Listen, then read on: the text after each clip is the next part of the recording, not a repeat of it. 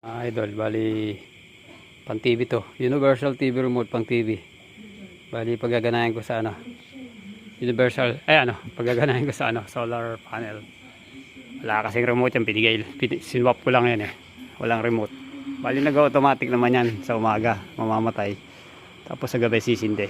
Kaso syempre gusto kong pantayin para kahit paano yung battery mapuno ng mapuno. Bali paano gagawin ko dito? Bali mag-automatic search ako. Paano gagawin? Diinan nyo yung set. Diinan nyo yung set. Tapos diinan nyo yung power. Diinan yung set, saka diinan nyo yung power. Pagka nag-steady na ilaw, pindot kayo ng isang power.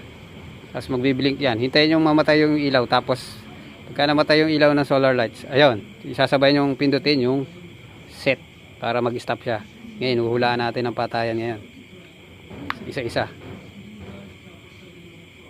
Isa-isa. Hanapin natin kung ano patayan. Hinuhulaan natin eh.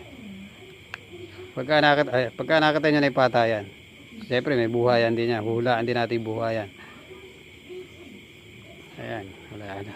Ang dami ko nang napindot. Ayaw pa rin mamatay. Ayun, nakita nyo, ang pinakapatayan niya, yung nasa gitna, yung okay.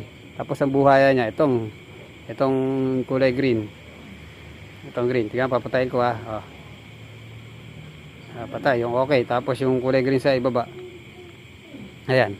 Siyempre pagka ginamit nyo sa TV to, mawawala ulit yung code. Huhula ulit kayo. Minsan yung nag-iiba na ngayon ng code. Na-try ko na eh, nag-iiba ng code. Pagka yung ngayon nakuha nyo, okay. Tapos patay, okay. Tapos ang